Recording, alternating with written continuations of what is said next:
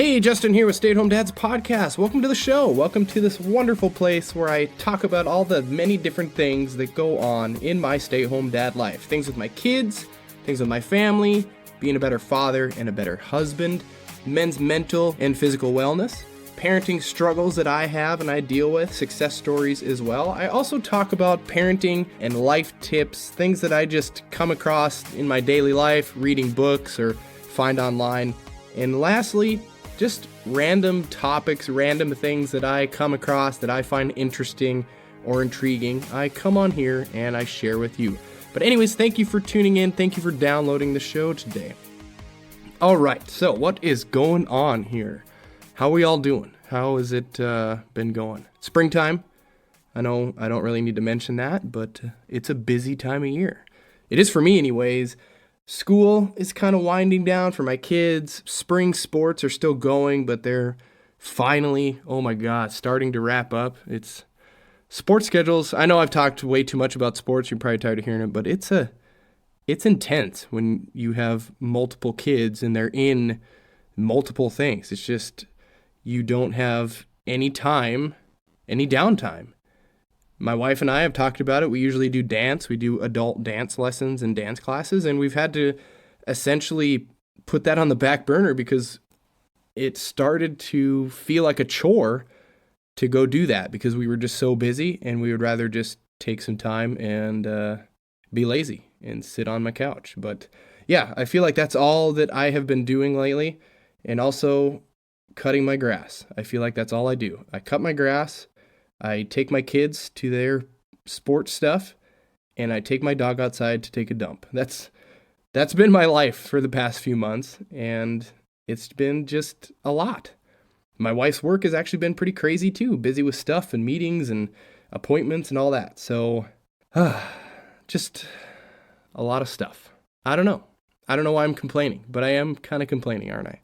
Anyways, so I was doing something that I talk about not doing a lot. I was cruising on social media, and I came across this post or this meme, and it sparked this whole topic. So I couldn't let it go, and I started just snowballing and thinking about this stuff. You've probably seen this meme. It's a picture of a TV on a stand. Maybe it's like an apartment or something. There's one lonely chair sitting there. There's maybe a tiny table, a weight bench in the living room. You know, just a couple of things. And the caption reads, "Guys can live like this and not see any problem with it." Something along those lines. You've probably seen it. That a guy essentially can be happy and survive with just a few basic things. Now, I thought, well, what's wrong with that? What's the problem? It's true. For the most part, we can deal with or be content with or even enjoy just a few simple necessities, right? And the post was referring to a TV for TV, of course, but gaming, because there's a lot of people into gaming, and then the weight bench for working out. And I don't know, in some respects, it's like, wow, guys, you don't have a lot of hobbies other than exercise and playing Call of Duty. But anyways, that's besides the point. Now, some of the comments on this post seem to indicate that some women anyways, they hated the fact that a guy could be happy with so few things. No decor, no elaborate furnishings, just bare bones. And while I do agree with that guys can be pretty happy with that, I think even myself could live pretty sparse and be okay. Not that I necessarily want to. I don't think I can only sit in one recliner for the rest of my days and have zero other furniture. I like to have a welcoming and a cozy place to come home to. I think that's pretty essential, and it does something for your mood as well. You come home to a nicely decorated place, and you have a nice couch to sit on and furniture and a table to eat at, all that stuff. It helps with your mental state. That's what I'll say. So, sparseness, okay, but let's not take it to the extreme. Also, please, this is a little off topic, but don't just have a mattress on the floor. Jeez, that's the tackiest shit I have seen, and I have seen it. I have friends that have done it, and I'm just thinking to myself, man, come on, bro. Like, why do you not have that on a bed frame or on something? Bed frames are cheap. They cost like 40 or 50 bucks. So please, for the love of anything, let's make sure we're not that minimal and our mattress is off the freaking floor, okay? But anyways, after I saw this post, and of course I started overthinking it and kind of doing a deep dive in my brain, trying to figure out stuff and asking myself a bunch of questions. You know, that's kind of what I usually do with topics on here. I started thinking of other things that men do that women essentially hate. You with me? You hear me? So that's what this episode is about. So I started inward with myself, thinking of all the things that I do that my wife may not like. Now, I'm not going to get into this negative self-talk mindset. You know, we don't want that. I don't want to get down in the dumps on myself or anything. And especially, I don't want to talk negatively or drag my wife through the mud. That's not what this is about. She could listen to this, so I don't want to do that. I have no reason to anyways, even if she did listen to this. It's funny. It's fine.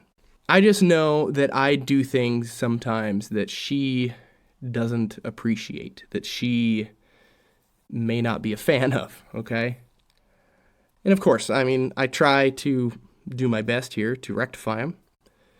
And if you want to call me a simp, is that what the kids are using these days? Or call me something, or call me a people pleaser or whatever, fine, do it. But I enjoy making my wife happy or trying to do things to better myself and things that she will appreciate. So if that means doing something differently or not doing something because she isn't a fan, then I'm going to try to do that. Especially if it's something that I could do easily, right? Or something that I don't really care that much about, like putting on deodorant or shaving my face or not leaving a wet towel on the bed after I shower. You know, those types of things. I'm not trying to get too deep into the weeds here, but, you know, those are little things that I can adjust myself. Also, I don't want to do these things or change just because I think I'm going to get something out of it in return.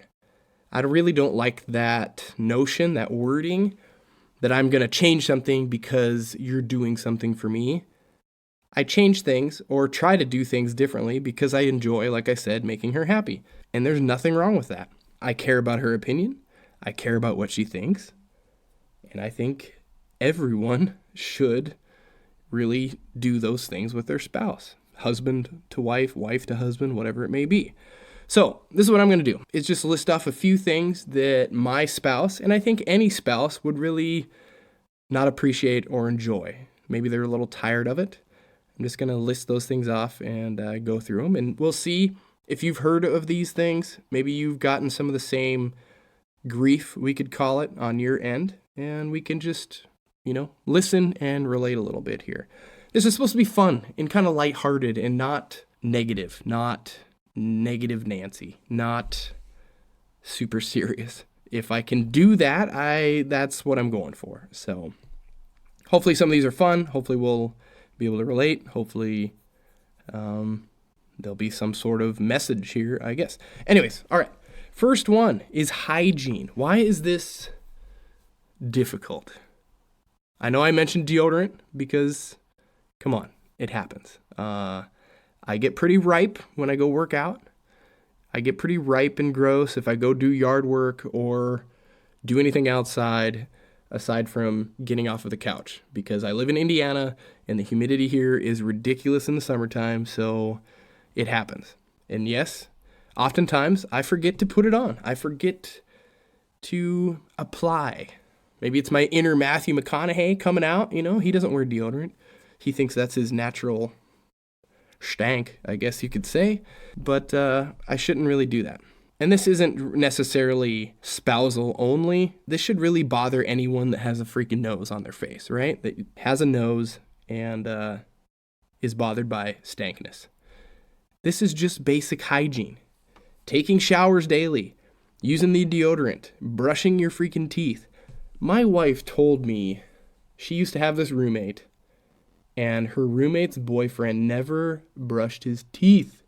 Oh my God, how can you kiss somebody? How can you go through life never brushing your teeth? I think that's worse than deodorant, right? That's way worse. You're putting food in there, you're kissing people, you're talking to people, and you have this just nasto stank breath coming out. So please, just basic hygiene here. That's all we're talking about. We've also been standing next to the dude in the line at the market or sat next to homie on the airplane flying to, I don't know, Dallas. And you would think that anybody flying, especially flying, you would pregame, you'd take yourself a nice shower, you would make yourself smell good, you would have clean clothes on. I'm not trying to hate on anybody, but when you have a 3-day-old stank and it is very ripe and very strong, it's not great to sit next to that person for 2.5 hours on a flight.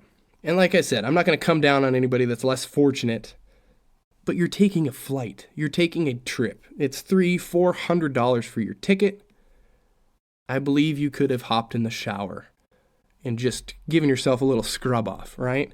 Hit the Hudson News, bought a tiny stick of deodorant, and just done everybody a favor. Do people not smell themselves? I wonder if that's a thing. Because maybe I don't smell myself. Well, never mind, I do. And I just ignore it. And then I go hug my wife. And she says, back up, bro. You just cut the grass and you smell nasty. So she's not mean about it. Don't get that in your head. I'm just saying. It happens to all of us. Anyways, also with shaving my face or having crazy hair, if your spouse doesn't like that or doesn't appreciate it, then why do you do it? I've actually talked about this with my wife quite a bit because, yeah, sometimes, especially in the wintertime, I get a little beardy, I guess you could say. I get a little scruffy face. Not necessarily that it keeps me warm. I think it's more of a laziness aspect. Well, she told me that when she met me and she fell in love with me, that I was clean shaven and I didn't have a beard, a mustache. I didn't have any of that stuff. And that's why she doesn't really like me to have it today. Because that's, that she met me without that stuff and that's her preference, right? And I understand that. I 100% understand that. I've got a buddy that has a big old goatee and I'm like, wow, man, that's cool. Your girlfriend or your wife doesn't mind your goatee. And he said, well, no, she met me with my goatee. So that's her thing. So different strokes for different folks, right? It's also scratchy as all hell on my face. It gets through that itchy stage. And when I kiss her, she doesn't really like it when I have a scratchy face, scratchy beard. She doesn't like it. And to me, all that makes sense. It all makes perfect sense. I don't really care to have a huge beard. I think if you grow one or when you can grow one, you feel more masculine and maybe you feel like you look more distinguished. But yeah, for me, it's not this line drawn in the sand situation where I need to have one and I'm going to have one. I don't really care. It's not a huge sticking point with me. My wife did leave town for a couple of weeks one time. Did I grow a little mustache? Yeah, you bet your ass I did. I grew a little caterpillar mustache. Probably looked kind of goofy, but I just wanted to see what I looked like with it, and if I could grow something that was substantial. And the answer was so. It wasn't great, but it was there. So anyways, all right, next one I've got here is not giving a straight and clear answer. My wife doesn't really appreciate this, and I imagine no wife is going to really appreciate this. It could happen in a lot of different ways, but I tend to have the problem when my wife or somebody really asks for directions somewhere, asks how to get somewhere. And for some weird reason, I tend to give her about 4 different ways that she could go. Well, you could drive up to 146, you could drive up to MLK Boulevard, you go that way, hit Charleston, blah, blah, blah, all this stuff. And she doesn't want that. She just wants one path to get there, and that's it. Because then by me explaining 6 different routes, it just confuses the hell out of somebody, and they get annoyed. So that's kind of on me. Now, I used to do this a lot more when I lived in Vegas because I knew that city so well. I lived there for almost 20 years. I knew every road. I knew everywhere. But Like I said, it just confuses people when I do it. I don't know why I do it. I think I'm being helpful by giving all these options, but like I said, it's just confusing. Now living here in Indiana, I haven't worked here, a real job, so I don't know how to get around without using a freaking GPS. So I don't do that anymore. I'm just, hey, plug it in your phone, and there you go. And it's kind of the same thing as if I were to ask my wife what pancake recipe she uses, and then she gives me 5 different versions that all take different ingredients, right? Wouldn't that be kind of annoying? Oh, here's a pancake recipe, and here's another one that takes this, and here's another one that takes this. Just give me one that you use the most, right? So it is very, very relatable for me. I understand that I need to curb this just a little bit. Do you ever do that? Is that a guy thing? Do we just like to give options? Do we just like to rattle off options? Or do we want to secretly brag as to how smart we are because we can go a bunch of different ways? I don't know. I don't really know the reason. And this could be used in other facets of life too. When someone asks how you're feeling, do you beat around the bush? You just give her one word answer? Are you clear and concise with what you tell someone? They really want to know how you are. Otherwise they wouldn't be asking, right? It's like if you, another example is if like you don't want to go to a party, maybe you're having some sort of function, or go to a specific restaurant, all we have to do is say so. This goes for ladies too. Don't just say, oh, maybe, when deep down, your maybe means no. I know a lot of people's maybes mean no. So just be honest, me included. Don't just say, well, maybe. We say that to our kids a lot too. When it's a no. Dad, can we get the paints out and paint? Maybe. Yeah, maybe we can do that.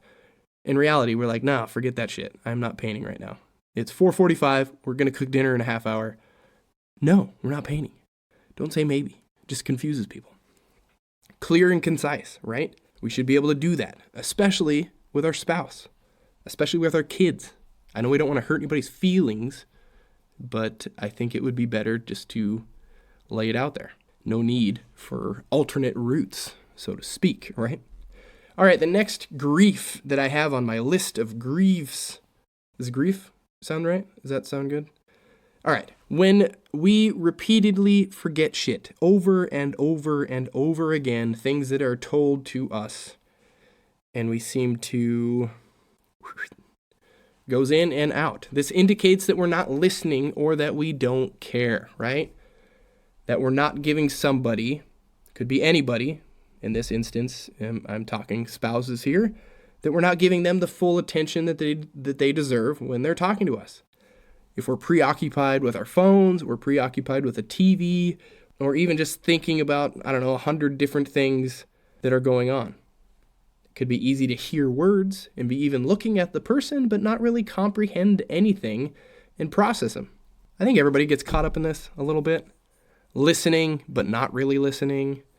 It's like going on a grocery store run for your wife, right? Hey, can you pick up A, B, C, and D for me?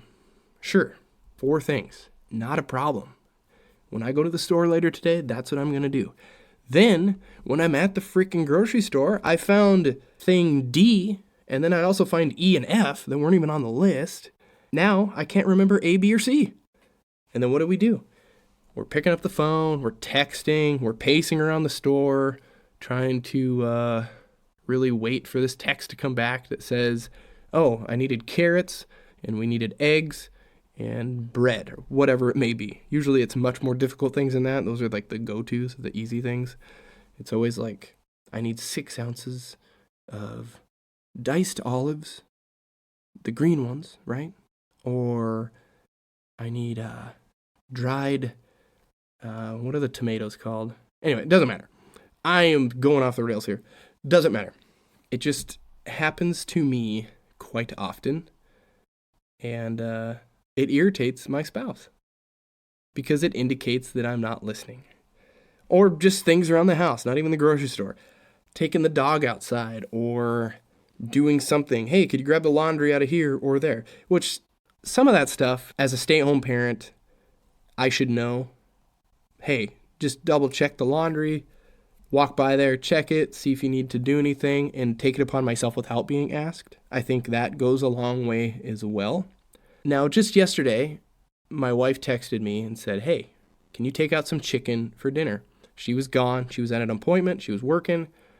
And then she wanted me to do a couple other things. Sure, no problem, honey. I'll take care of all that stuff. I did a couple of things on the list. Then I headed out the door to go golfing with a buddy. I'm driving about 5 houses away in my neighborhood, and I was like, oh shit, I forgot to take the chicken out. I got to turn around and go take the chicken out. It's frozen, needs to thaw for dinner, yada yada. So double back, go take the chicken out, make sure that, I get that done. And that just goes to something that I didn't write down, that I forgot, that maybe I wasn't listening, especially it was a text and I read it and I dismissed it maybe, I don't know. But that goes a long way, just to do things from both spouses. Someone asks you to do something, just handle it, right? This really just goes into tuning in and listening. And when someone's talking, it's respectful just to pay attention, look at them when they're talking, don't be distracted by other things around you. This helps them realize that they can rely on you, that they can trust you to take care of things. And we all want that, right? I'm a real big fan of lists, of writing things down, and just in a notebook. I make them all the time, and when I don't, like as of late, I forget stuff all the time. So have notes on your phone, have a little notebook you can jot things down in. It's super easy. I actually just did one yesterday, and it is full. I have personal stuff to do, kids stuff to do, and a lot of house stuff to do. So yes, write things down. Double check before you leave. Just do what you can do. All right, number 4. I've talked about that too much. Number 4, or 3, I don't know where we're at. Something I know my wife does not like, and any spouse should not like this. Anybody should not like this, period, is negative self-talk. Treating myself poorly or thinking of myself negatively. Sometimes I just get into those modes, and I don't know why. It just happens. I'm not sure if this is something that you can relate with, where you just are not firing on all cylinders and you shit talk yourself and you talk to yourself about how terrible you are or how lazy or worthless or useless you feel. Maybe you say it out loud. Oh my God, I'm so stupid. Gosh, why am I so lazy today? God, I can get nothing done. Blah, blah, blah, right? Many different things that we say to ourselves. And it's a really bad place to be. It's not a good mindset to be in. Kind of a black hole, especially, I think of it like that, because once you start talking and thinking that way, and then you're voicing this opinion, maybe you're saying it out loud to yourself, you're going to pull others in with you. You're going to pull people down into this negative, sour mood that you're in. And then they're going to be in there, and then it's not going to be a good situation. You're not going to be kind towards them either. You're going to get negative on them as well. And this is something that we tell our kids all the time, right? Not to have this attitude, to think positively of yourself and give yourself those positive affirmations. I tell my kids this almost every day when we go to school. You're great. You can do anything. You're amazing. You work hard. You can accomplish it, right? But then I lack when I tell myself that stuff. I tell myself all the negative stuff, or I dwell on all the stuff that didn't go my way or that I didn't get done throughout the day. And it's hard. It's hard to not do that. And maybe coming from a stay-at-home dad's perspective, I feel like I have the whole day, right? I have nothing going on. I should be able to just knock out all this stuff I want to do or take care of or handle, all these different things. And then a lot of times I don't. And then a lot of times I'm just hard on myself. Man, what the hell did you do all day, dude? Gosh, you were just lazy. You did nothing. You just fucked off all day. Or then I think that other people are thinking those things. That I didn't handle anything, that I was being lazy. I assume that other people are seeing me in that light, and they're not. And that's just, it's a dangerous kind of place to be honest with you. So when I'm not doing that to myself, telling myself to give myself positive affirmations and be positive and think positive, when I'm not doing those things, I'm not setting a great example for the ones around me, am I? I'm setting the opposite, completely opposite. I'm putting out all this negative energy. When someone talks like that, it just drains people around them, right? So I know I got to change that. I got to really right that ship and remember that my kids are watching. So when I say, oh man, I was so lazy, or gosh, I'm not good at anything, or man, I did this really terribly, or oh, I didn't even get to that. Man, I'm so dumb. Why didn't I? I got to remember that my kids are watching, that I need to change that mindset. And yeah, some days we lose, but a lot of days we win too. Does that make sense? Or did I just word vomit the hell out of all of that stuff? I don't know. Anyways, next, maybe the last one. I don't know. We're at about 20 some minutes here. When we don't voice how we feel, especially if I walk around maybe in that negative mindset like I talked about, walk around with attitude or a chip on the old shoulder, my wife would rather me just be open and honest with her and tell her what is bothering me. It's usually pretty easy to tell with how someone carries themselves, how they walk around, what their body language says, how they respond to you with their words. It's really easy to tell if somebody is in a certain funk or has a certain attitude or is upset about something, isn't it? We've all seen it. Just like with the other one being clear and concise with the direction giving, we could do that here too. Just be clear and to the point and just be open and honest. Pretty simple. Well, easier said than done, honestly, because sometimes we don't think other people want to hear what's bothering us. But once we do, I know we'll feel much better. Attitude will completely change once you let that person know, hey, this has been bothering me. It doesn't even have to be with a spouse. It could be with a friend or a coworker or anybody. Be like, hey, this has really been bothering me. Or, if they say, hey, what's going on? You seem a little off. What's going on? Say, oh, well, I had all this stuff I want to get done today. I didn't get any of it done. I did this. I broke that. The dog took a dump on the floor. Whatever. And just tell them the things that are bothering you. And that will lighten the mental load on yourself, kind of clear the air a little bit. Even if it's something that person has done that bothers you, just let that out as well. It's hard. Those discussions are very hard. Like, hey, yeah, you've been on your phone like a lot, and I've tried talking to you, and you're not very receptive to what I've been saying to you. This is an example, by the way. And say, yeah, it's kind of bothered me. And then let that person know, and then maybe that person can rectify whatever they're doing that is eating at you.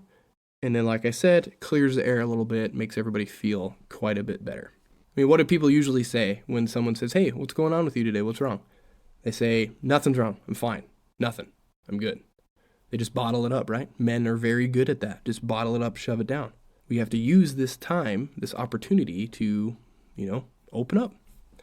This actually just came up with my daughter a couple of weeks ago. I could tell she was off. I could tell something was going on. And she really wouldn't tell me what. Just by her acting and attitude, I said, hey, kid, what's going on? Initially, she didn't want to talk about it. She said, nothing. But even her response to my question, I could tell. So after I asked her a bunch of times, and at the right time, typically it's before bed when she's in her room and ready to go to sleep. She wants to clear the mind. I think that's always when kids really want to kind of let loose on everything that's been going on. And she told me. She told me what was bothering her. It's funny, how parents can tell. Not even parents, spouses. You can tell when your spouse is off as well. It's just funny how we can pick up on those little changes in somebody. And we also need to remember, like I said, if your spouse pries like that, that means they really want to know. That's an indication in my book that they care, that they really want to help you get through whatever you're getting through. Like, hey, I can tell that you're kind of off, you're feeling down or something's going on. Just, hey, let me know. Maybe I can help you through it. Maybe I can fix it. This also can backfire pretty easily when you think something is wrong and nothing is. I've been there with my wife a few times. I see her, she's in the zone, she's busy, she's focused. She may not be engaging me that much because she's thinking of all these different things that she's doing. Maybe she's cooking or whatever. And then my dumbass will just assume that I did something or that something is wrong, and there's nothing wrong. Like, hey, are you okay? Hey, what's wrong? Hey, are you okay? And she's like, yeah, hey, I'm fine. I'm just in work mode. I'm just doing stuff.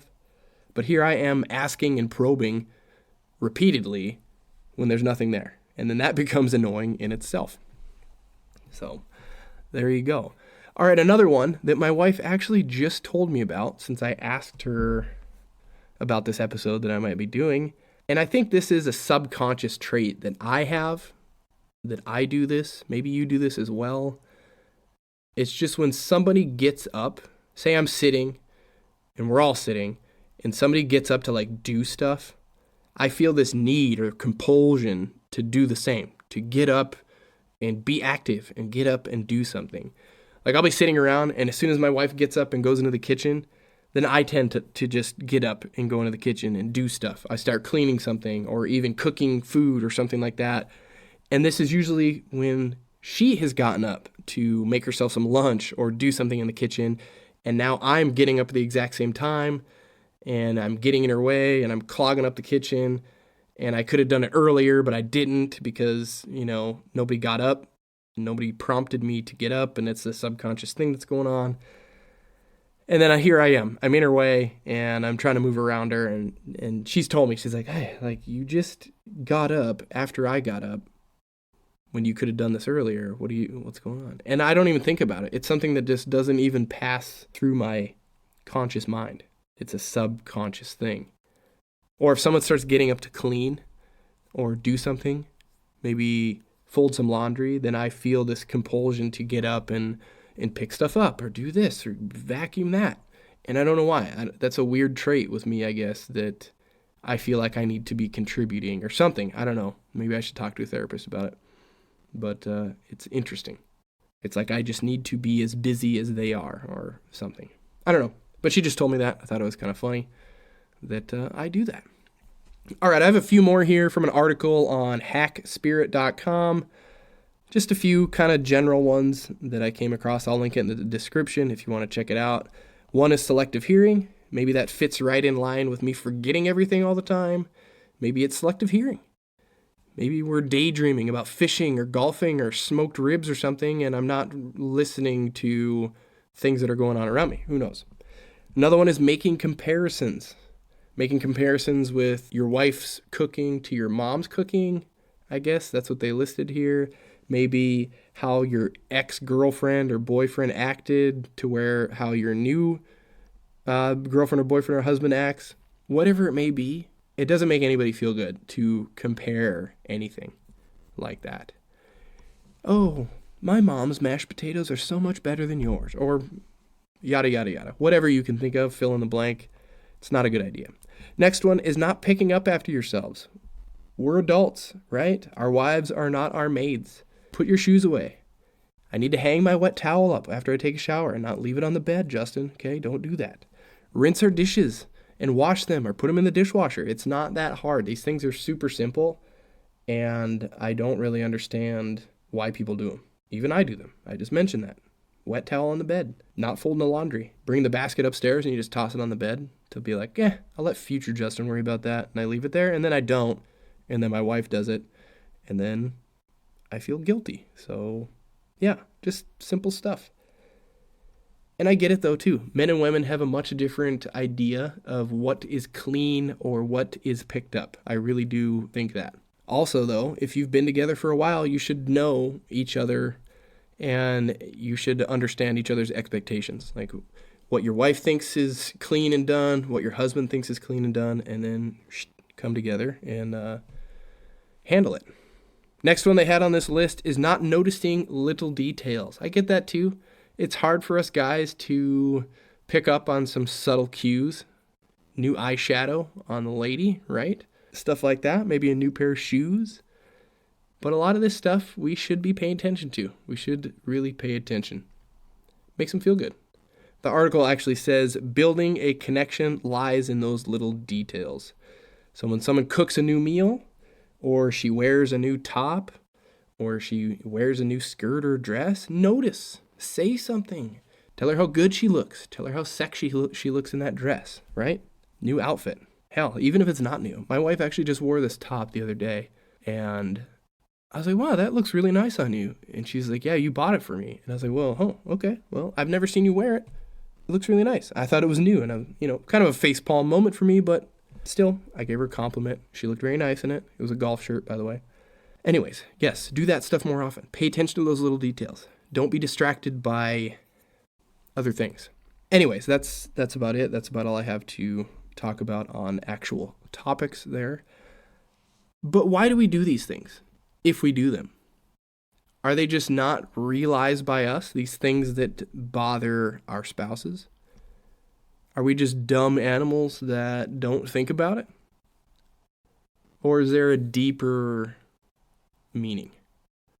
Do we do some of these things on purpose? Maybe to purposefully irritate our spouses. Maybe to add a little bit of drama in our lives. Maybe to get them to notice. That might be why I grow a little mustache sometimes, because I want to see what my wife will say. It might be that. Ooh, will this irritate her this time? Will she not care about it? Do I keep pushing it, I know she doesn't like it, but I keep pushing something, Is that some weird subconscious thing to add a little argument or drama into life? Maybe so. I don't know. I'm speculating here, but you never know. Anyways, I don't really have any advice on not doing any of this stuff other than just being cognizant and aware of what our spouses appreciate and what they do not, right? Think about things from her perspective. If you're a woman listening to this, think about things from his perspective. Would you like your wife to smell terrible? Would you like your wife to forget what you told her all the time? Would you like your wife to talk negatively about herself and wear loungewear every day and compare you to her ex? I really don't think so. I'm not saying we all do these things, but it's just a grouping there. Just like the title of this show, I'm a stay-at-home dad. I could live in sweatpants and loungewear all day. Do you think my wife appreciates that? No, I don't think so. She's never said anything, but I think she enjoys it when I put a nice pair of slacks on, when I put a button-up shirt on, or I put even a nice collared polo on. I get showered, I put the deodorant on, and I look good. I think they appreciate that. I think anybody would. So, just saying, if you're a stay-at-home dad and you're living in your sweatpants, maybe upgrade your wardrobe a little bit. Dust off the nice stuff, right? I don't know. These are just some things to reflect on, think about, and of course, like I said, it goes both ways. I'm not saying for guys to just do everything to make their wife 100% happy and go crazy. Women do stuff too that we get irritated by, right? It happens. It's a relationship. It's gonna happen. And I think they can and should want to make adjustments as well. So anyways, let's try to make some changes. Not big changes, but just small stuff. Curb some of the things that we do that we know bothers them. And like I said, I enjoy making my wife happy. I really do. It makes me feel good. So anyways, that's all I have for today's episode of Stay Home Dads podcast. Maybe I'll do a comparison episode to this, do some digging, see what the internet says on things wives do that irritate husbands. I don't know. I don't want to get in trouble, so I don't know when I'll do that or if I'll do it. Maybe that's thin ice. That might be thin ice. Maybe I should not mess around like that. So anyways, if you have any questions or comments for me, maybe I missed an important point in this list, something that really sticks out to you, let me know. You can reach me at stayathomedads_podcast on Instagram or over on podbean.com. And please let me know. But anyways, that's all I got for today. Thank you for listening. Thank you for downloading. And I will talk to you next time.